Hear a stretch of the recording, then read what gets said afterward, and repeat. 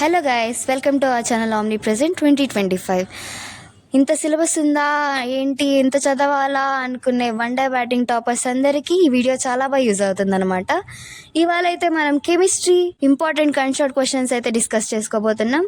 First అయితే very short answers questions అనమాట, అంటే 2 marks. First question, give the values of gas constant in different units. What is intensive and extensive properties, అంటే రెండింటిని define చేస్తూ వాటికి differences ఏంటి అన్నట్టుగా రాయాలన్నమాట.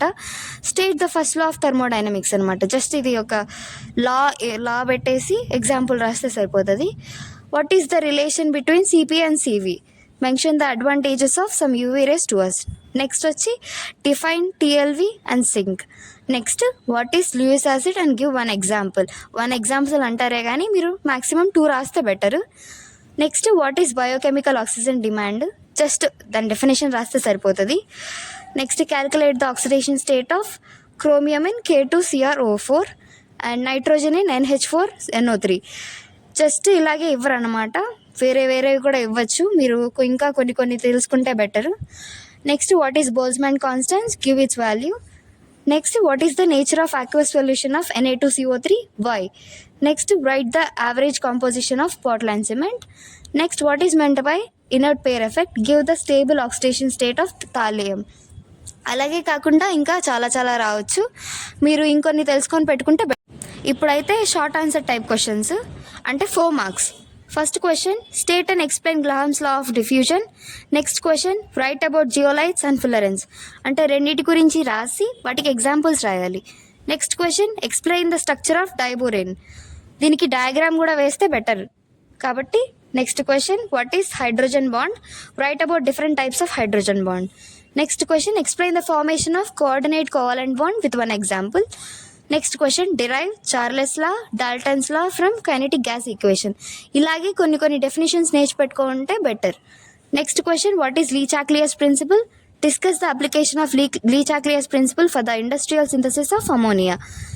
Next question, state Le Chatelier's principle. Discuss the favourable conditions for the Haber's ammonium synthesis by applying Le Chatelier's principle. రెండు different, ఒకటేమో application అడిగారు, next industrial synthesis of ammonia అన్నారు. నెక్స్ట్ క్వశ్చన్లో ఫేవరబుల్ కండిషన్స్ అడిగారు హేబర్స్ ప్రాసెస్కి.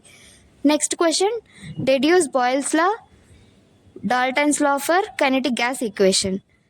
Next question, balance the following equation by ion electron method. P4 plus OH minus gives rise to PH3 plus H2PO2 minus. ఇలాగే కాకుండా ఇంకా ఇవ్వచ్చు, మీరు ఇంకొని నేర్చి పెట్టుకోండి.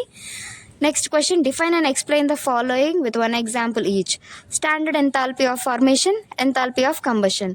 Next question, right a note on heavy water. Next, explain in differences in properties of diamond, graphite on the basis of the structure. Next question, how does acetylene reacts with the following. A. Acetic acid. B. Water. C. Hydrogen halide. D. Ammonical AgNO3. Now 8 marks questions, అంటే long answer type questions అనమాట. ఇందులో మీరు presentation చాలా important. ఎంత మంచిగా రాస్తే అంత better. Definitions అని సైడ్ హెడ్డింగ్స్ అలా పెట్టుకుంటూ రాయండి. మీరు బ్లాక్ అండ్ బ్లూ పెన్స్ కూడా యూస్ చేయొచ్చు. First question, write an essay on SP, D and F block elements. Second, what are the postulates of Bohr's model of hydrogen atom? Discuss the importance of this model to explain various series of the spectra in hydrogen atom. Next, describe 2 methods of preparation of ethylene. Next question, give equation for the reactions of ethylene when heated with O2 at high pressure. Next, what are the main postulates of Bohr theory of hydrogen atom? Discuss the importance of this model to explain various series of line spectra in hydrogen atom. Sixth question, what are the basic postulates of Vesper theory?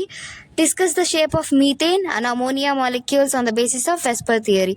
మీరు ఇంకా కొన్ని చూసుకుంటే better అండి. అలాగే కొన్ని examples కూడా మంచిగా నేర్చిపెట్టుకోండి. Next, ionisation potential greater than first ionisation potential. Discuss any 3 factors affecting IP values of elements. ఇవన్నీ మంచిగా నేర్చుకోండి.